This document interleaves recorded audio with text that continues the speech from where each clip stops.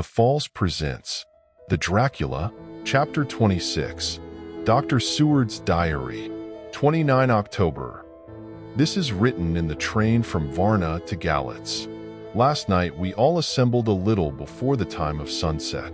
Each of us had done his work as well as he could. So far as thought and endeavor and opportunity go, we are prepared for the whole of our journey and for our work when we get to Galatz. When the usual time came round, Mrs. Harker prepared herself for her hypnotic effort, and after a longer and more serious effort on the part of Van Helsing than has been usually necessary, she sank into the trance. Usually she speaks on a hint, but this time the professor had to ask her questions, and to ask them pretty resolutely before we could learn anything. At last her answer came. "I can see nothing. We are still. There are no waves lapping, but only a steady swirl of water softly running against the hawser. I can hear men's voices calling, near and far, and the roll and creak of oars in the rowlocks. A gun is fired somewhere. The echo of it seems far away. There is tramping of feet overhead, and ropes and chains are dragged along. What is this? There is a gleam of light. I can feel the air blowing upon me." Here she stopped. She had risen, as if impulsively, from where she lay on the sofa, and raised both her hands, palms upwards, as if lifting a weight. Van Helsing and I looked at each other with understanding. Quincy raised his eyebrows slightly and looked at her intently, whilst Harker's hand instinctively closed round the hilt of his kukri. There was a long pause. We all knew that the time when she could speak was passing, but we felt that it was useless to say anything. Suddenly she sat up, and as she opened her eyes said sweetly, "Would none of you like a cup of tea? You must all be so tired." We could only make her happy, and so acquiesced. She bustled off to get tea. When she had gone, Van Helsing said, "You see, my friends, he is close to land. He has left his earth chest, but he has yet to get on shore. In the night he may lie hidden somewhere, but if he be not carried on shore, or if the ship do not touch it, he cannot achieve the land. In such case he can, if it be in the night, change his form and jump or fly on shore. Then, unless he be carried, he cannot escape. And if he be carried, then the customs men may discover what the box contain. Thus, in fine, if he escape not on shore tonight, or before dawn, there will be the whole day lost to him. We may then arrive in time. For if he escape not at night, we shall come on him in daytime, boxed up and at our mercy. For he dare not be his true self, awake and visible, lest he be discovered." There was no more to be said, so we waited in patience until the dawn, at which time we might learn more from Mrs. Harker. Early this morning we listened, with breathless anxiety, for her response in her trance. The hypnotic stage was even longer in coming than before, and when it came the time remaining until full sunrise was so short that we began to despair. Van Helsing seemed to throw his whole soul into the effort. At last, in obedience to his will, she made reply. "All is dark. I hear lapping water, level with me, and some creaking as of wood on wood." She paused, and the red sun shot up. "We must wait till tonight." And so it is that we are traveling towards Galatz in an agony of expectation. We are due to arrive between 2 and 3 in the morning. But already, at Bucharest, we are 3 hours late, so we cannot possibly get in till well after sunup.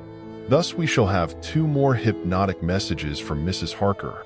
Either or both may possibly throw more light on what is happening. Later, sunset has come and gone. Fortunately, it came at a time when there was no distraction, for had it occurred whilst we were at a station, we might not have secured the necessary calm and isolation. Mrs. Harker yielded to the hypnotic influence even less readily than this morning. I am in fear that her power of reading the Count's sensations may die away, just when we want it most. It seems to me that her imagination is beginning to work. Whilst she has been in the trance hitherto, she has confined herself to the simplest of facts. If this goes on, it may ultimately mislead us. If I thought that the Count's power over her would die away equally with her power of knowledge, it would be a happy thought. But I am afraid that it may not be so. When she did speak, her words were enigmatical. Something is going out. I can feel it pass me like a cold wind. I can hear, far off, confused sounds, as of men talking in strange tongues, fierce falling water, and the howling of wolves. She stopped and a shudder ran through her, increasing in intensity for a few seconds, till at the end, she shook as though in a palsy. She said no more, even in answer to the professor's imperative questioning. When she woke from the trance, she was cold and exhausted and languid, but her mind was all alert. She could not remember anything, but asked what she had said. When she was told, she pondered over it deeply for a long time and in silence. October 30th, 7 a.m. We are near Galatz now, and I may not have time to write later. Sunrise this morning was anxiously looked for by us all. Knowing of the increasing difficulty of procuring the hypnotic trance, Van Helsing began his passes earlier than usual. They produced no effect, however, until the regular time, when she yielded with a still greater difficulty, only a minute before the sun rose. The professor lost no time in his questioning. Her answer came with equal quickness. All is dark.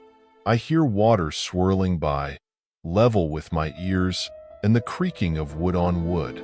Cattle low far off. There is another sound, a queer one like. She stopped and grew white, and whiter still. Go on, go on.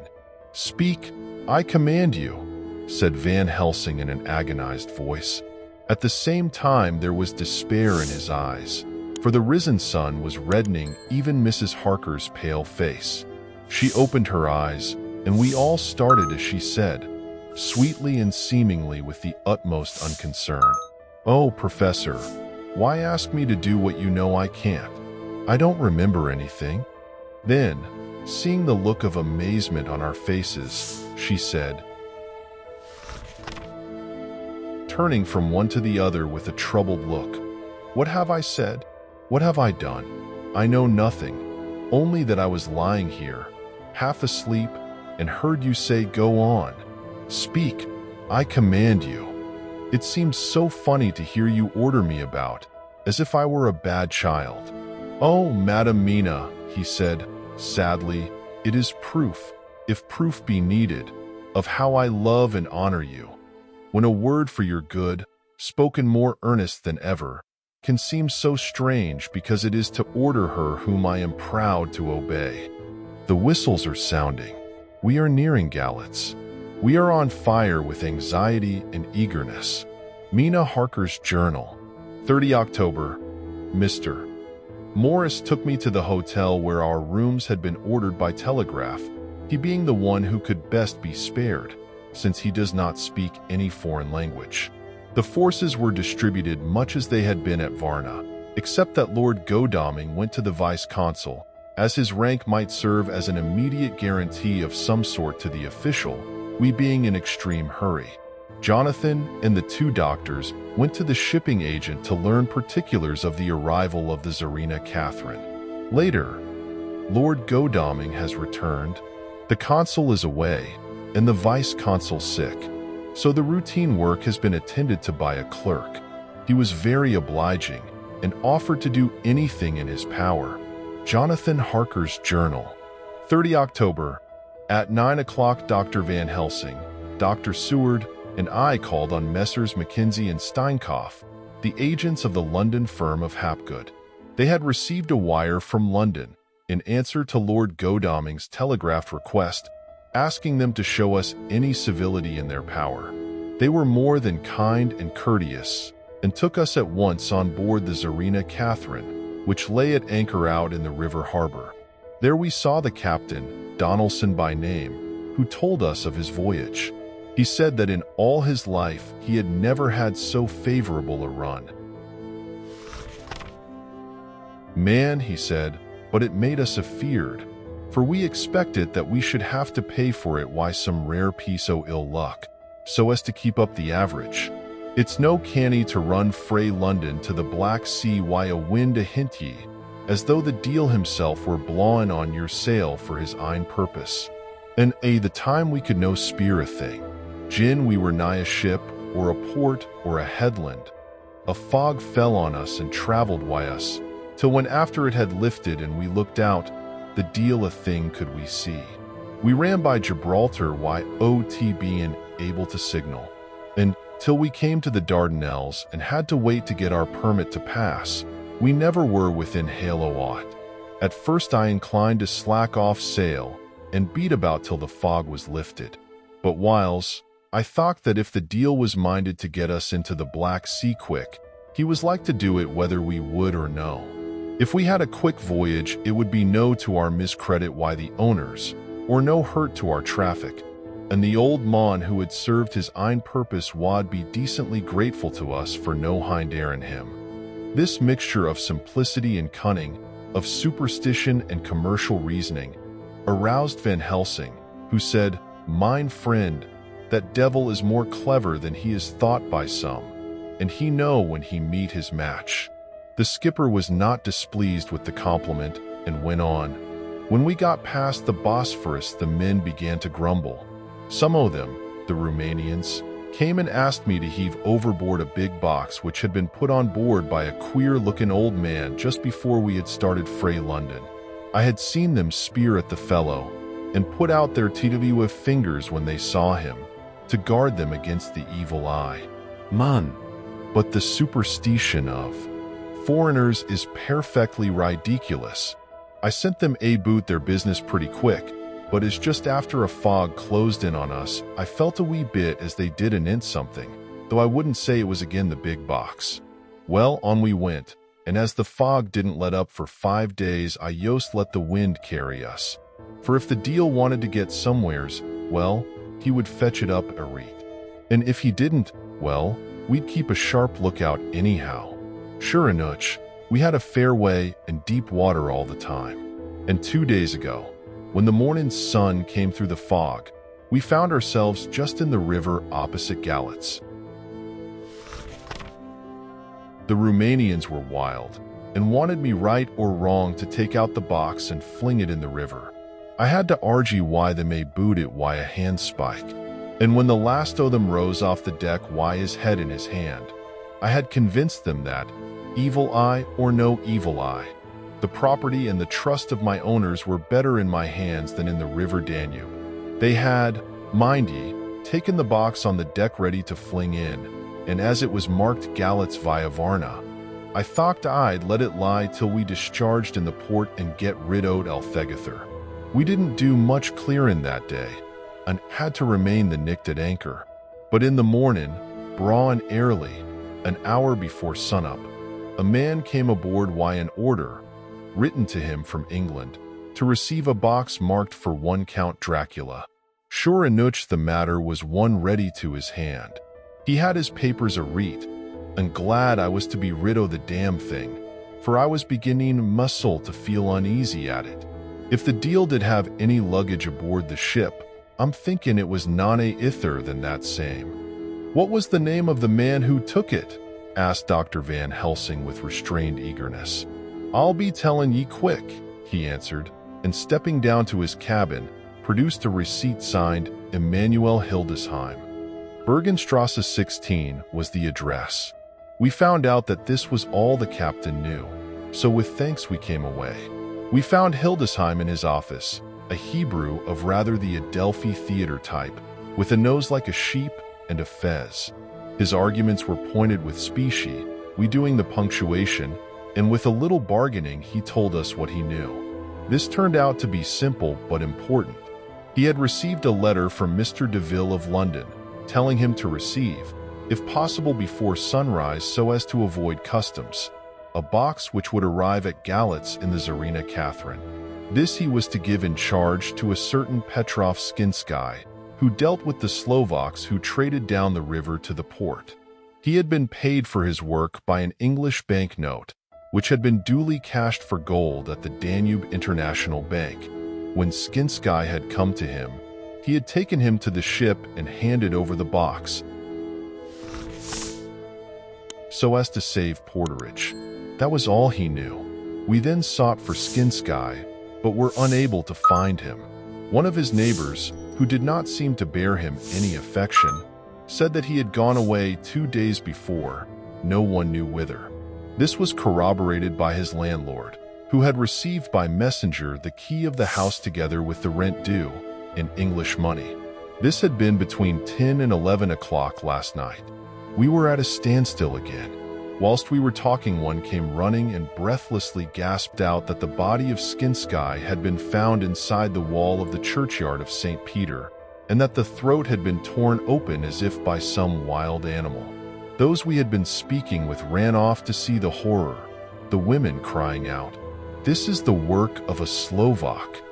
We hurried away lest we should have been in some way drawn into the affair, and so detained. As we came home, we could arrive at no definite conclusion.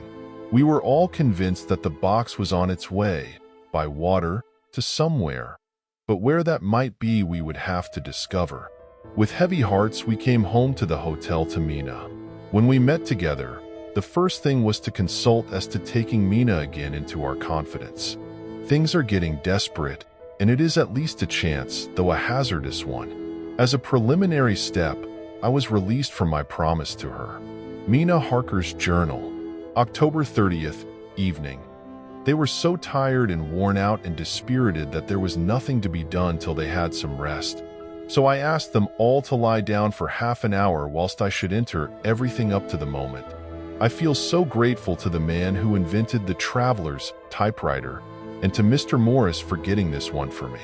I should have felt quite astray doing the work if I had to write with a pen. It is all done. Poor dear, dear Jonathan.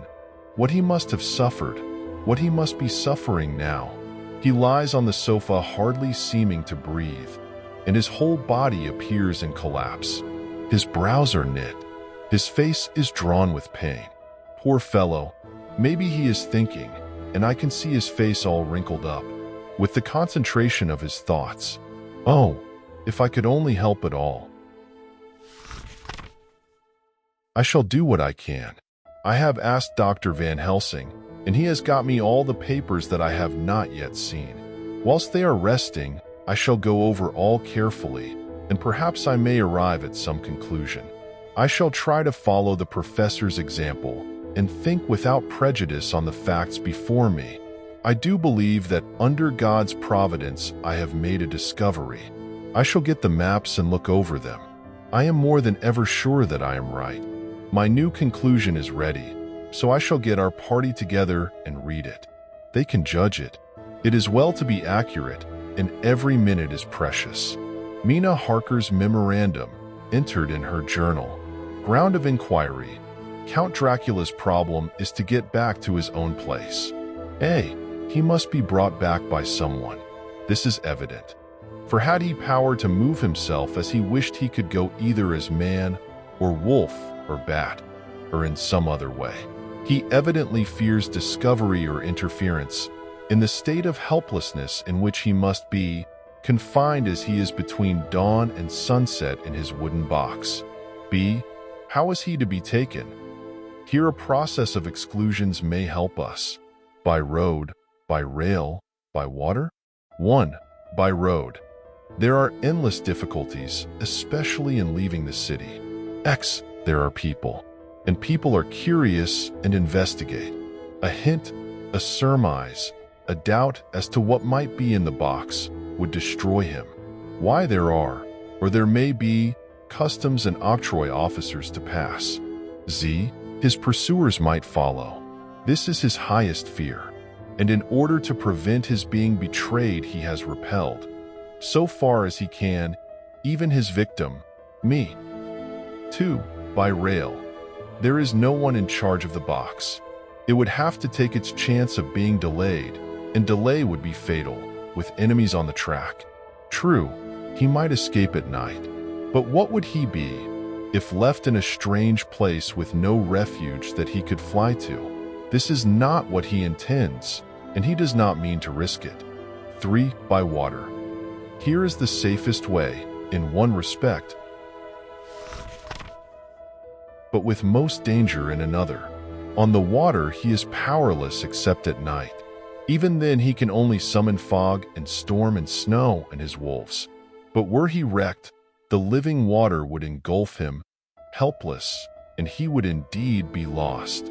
He could have the vessel drive to land, but if it were unfriendly land, wherein he was not free to move, his position would still be desperate.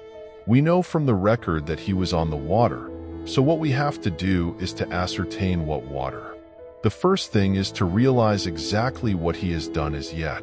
We may, then, get a light on what his task is to be. Firstly, we must differentiate between what he did in London as part of his general plan of action, when he was pressed for moments and had to arrange as best he could.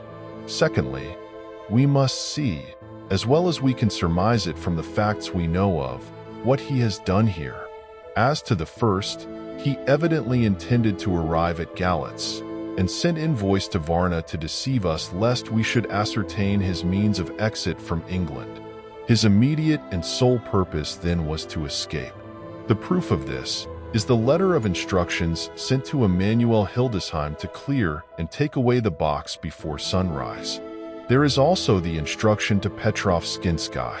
These we must only guess at, but there must have been some letter or message, since Skinsky came to Hildesheim. That, so far, his plans were successful we know. The Tsarina Catherine made a phenomenally quick journey, so much so that Captain Donelson's suspicions were aroused. But his superstition united with his canniness played the Count's game for him, and he ran with his favoring wind through fogs and all till he brought up blindfold at Galatz. That the Count's arrangements were well made has been proved. Hildesheim cleared the box, took it off, and gave it to Skinsky. Skinsky took it, and here we lose the trail.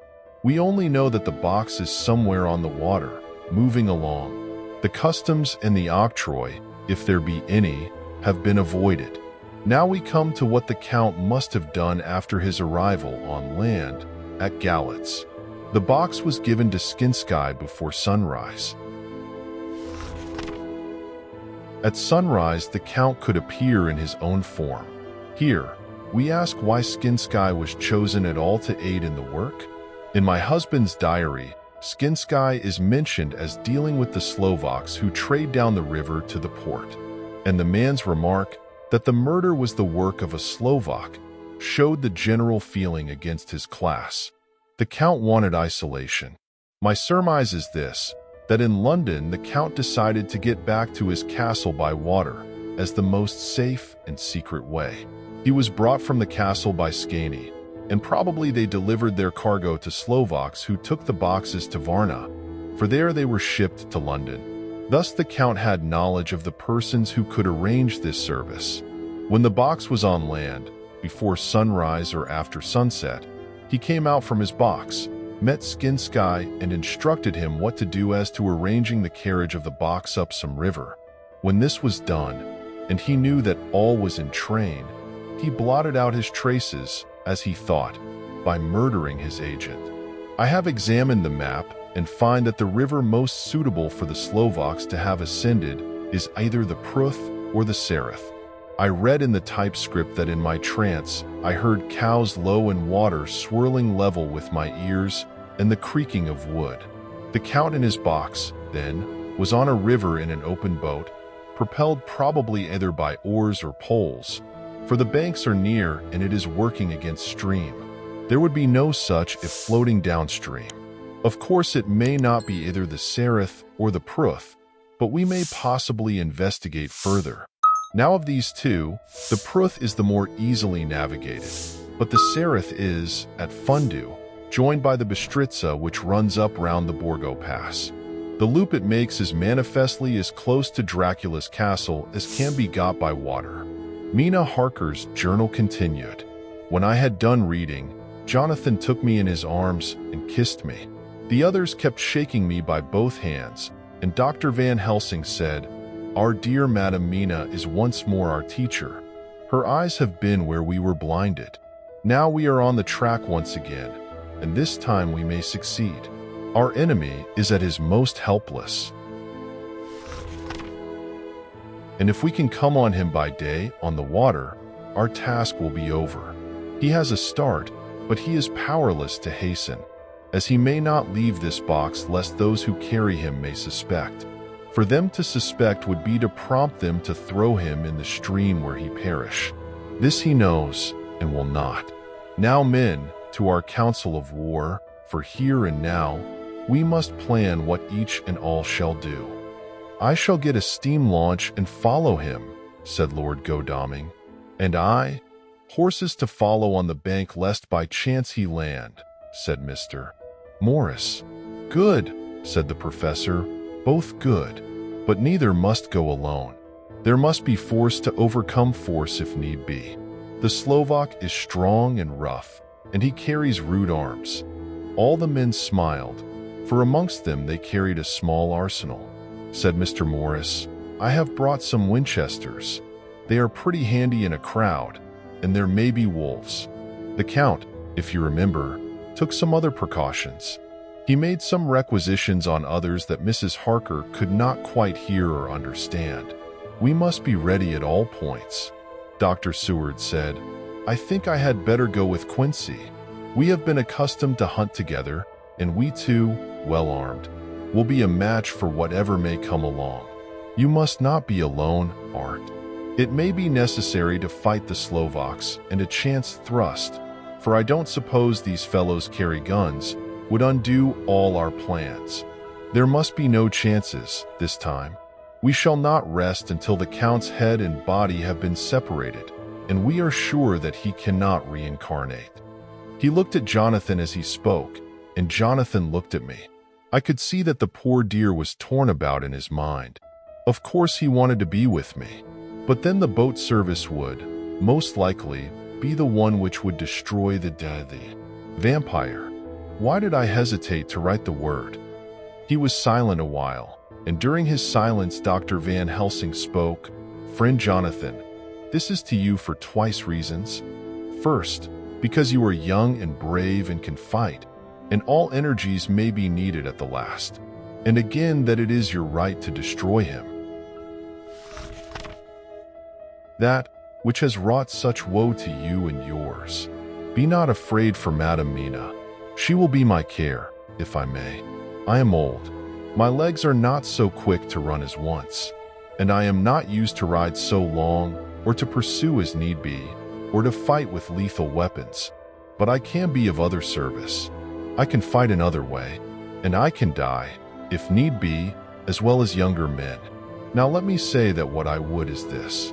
While you, my Lord Godalming and friend Jonathan go in your so swift little steamboat up the river, and whilst John and Quincy guard the bank where perchance he might be landed, I will take Madam Mina right into the heart of the enemy's country, whilst the old fox is tied in his box, floating on the running stream whence he cannot escape to land, where he dares not raise the lid of his coffin box lest his Slovak carriers should in fear leave him to perish. We shall go in the track where Jonathan went, from Bistritz over the Borgo, and find our way to the castle of Dracula. Here, Madam Mina's hypnotic power will surely help, and we shall find our way, all dark and unknown otherwise, after the first sunrise when we are near that fateful place. There is much to be done, and other places to be made sanctify, so that that nest of vipers be obliterated. Here Jonathan interrupted him hotly. Do you mean to say, Professor Van Helsing, that you would bring Mina, in her sad case and tainted as she is with that devil's illness, right into the jaws of his death trap? Not for the world, not for heaven or hell. He became almost speechless for a minute, and then went on. Do you know what the place is? Have you seen that awful den of hellish infamy, with the very moonlight alive with grisly shapes, and every speck of dust that whirls in the wind a devouring monster in embryo? Have you felt the vampire's lips upon your throat? Here he turned to me, and as his eyes lit on my forehead, he threw up his arms with a cry, Oh, my God, what have we done to have this terror upon us? And he sank down on the sofa in a collapse of misery. The professor's voice, as he spoke in clear, sweet tones, which seemed to vibrate in the air, calmed us all. "Oh, my friend, it is because I would save Madame Mina from that awful place that I would go. God forbid that I should take her into that place. There is work, wild work, to be done before that place can be purified. Remember that we are in terrible straits.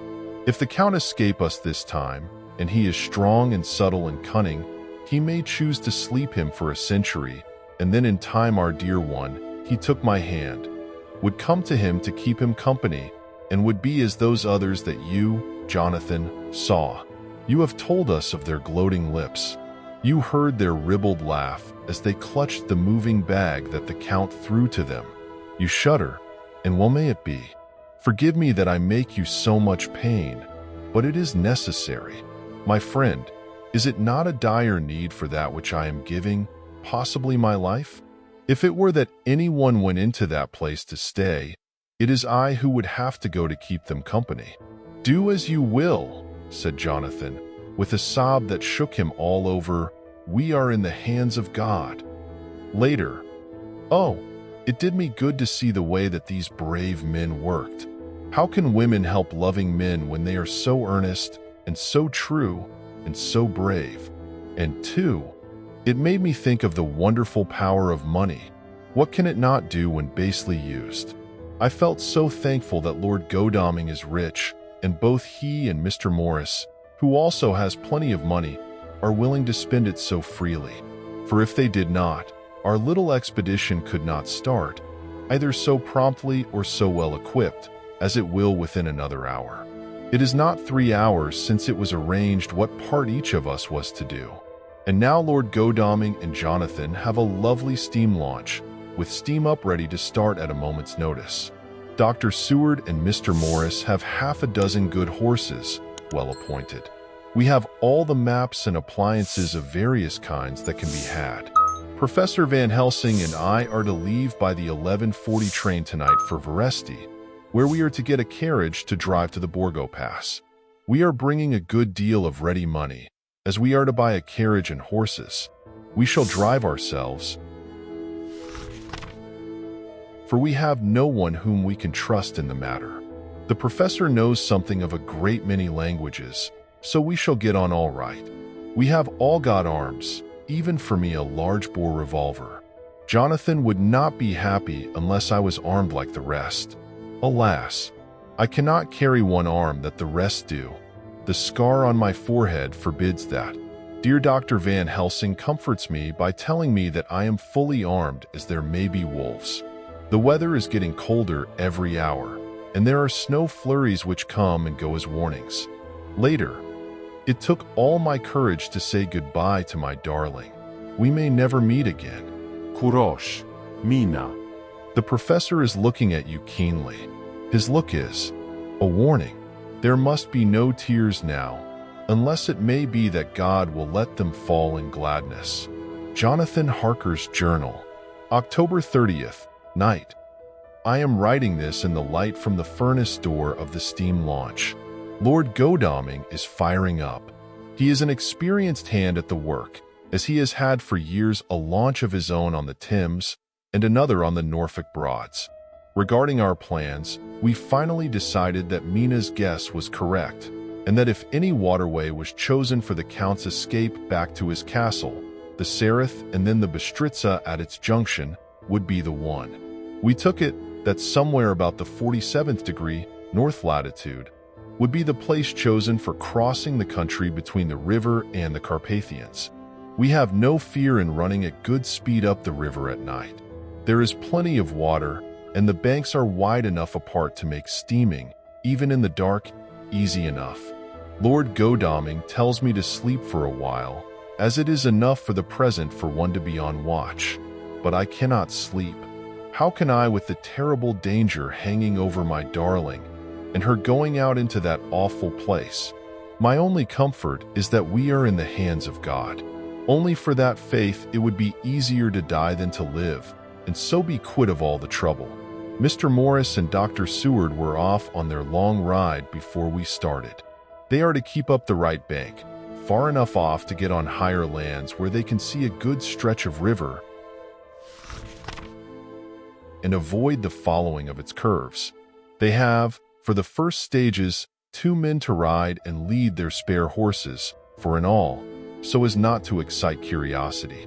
When they dismiss the men, which shall be shortly, they shall themselves look after the horses.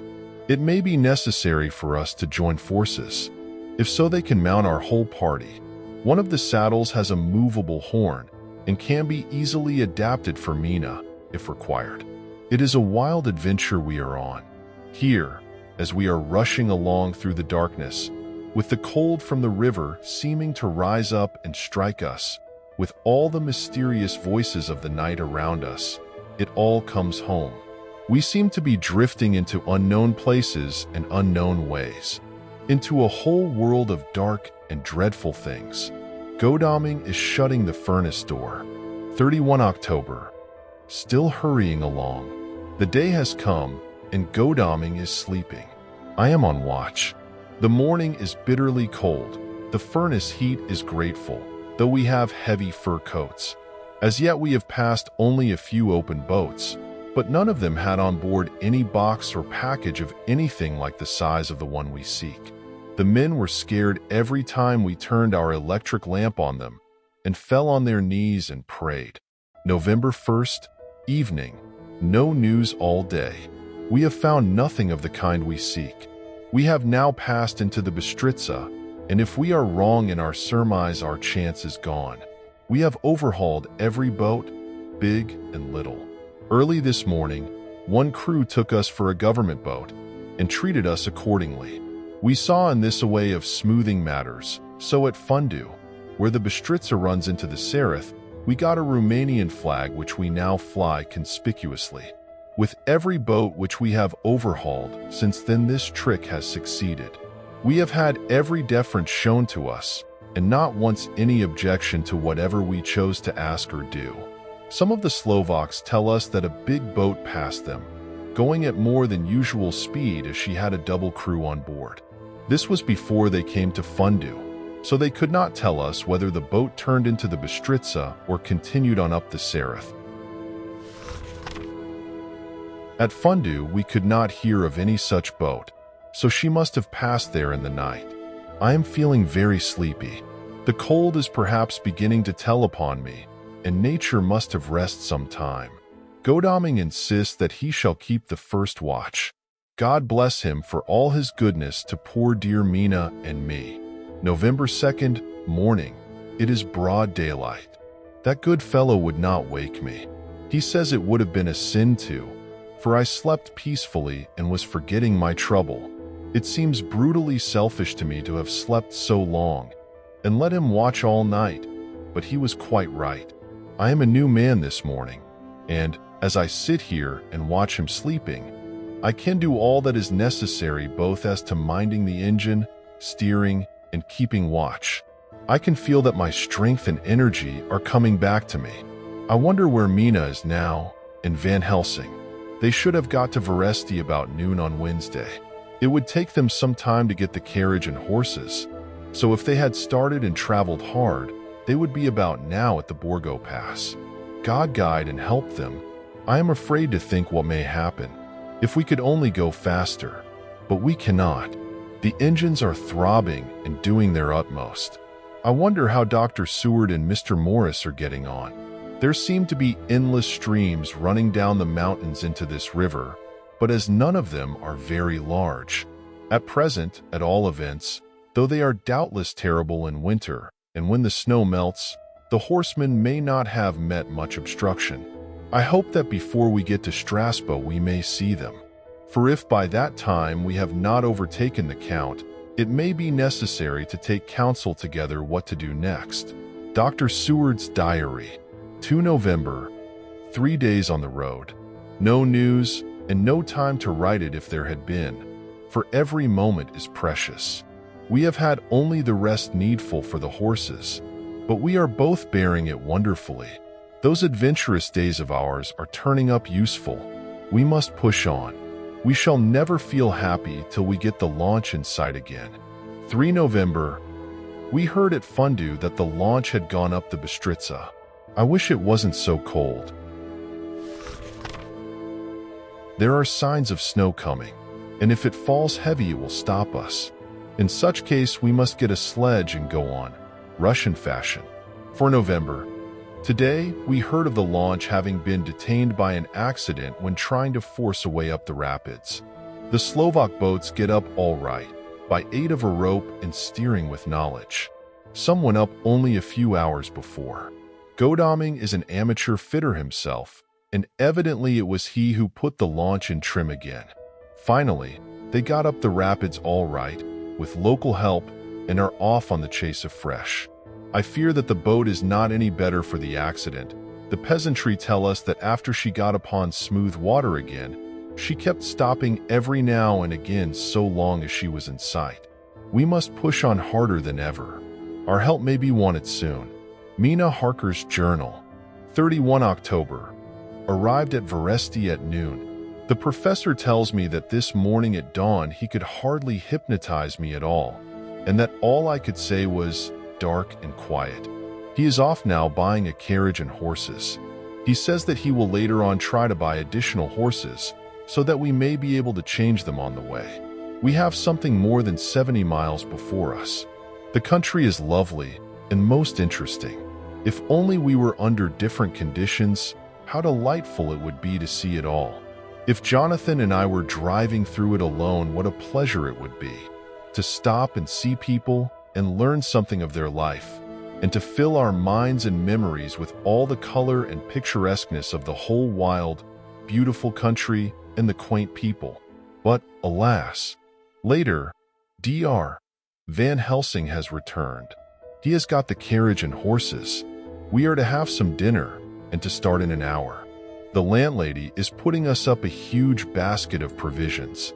It seems enough for a company of soldiers. The professor encourages her and whispers to me that it may be a week before we can get any food again. He has been shopping too, and has sent home such a wonderful lot of fur coats and wraps and all sorts of warm things. There will not be any chance of our being cold. We shall soon be off. I am afraid to think what may happen to us. We are truly in the hands of God. He alone knows what may be, and I pray him, with all the strength of my sad and humble soul, that he will watch over my beloved husband, that whatever may happen, Jonathan may know that I loved him and honored him more than I can say, and that my latest and truest thought will be always for him. Please like, comment, share, subscribe to our channel for more. Thank you.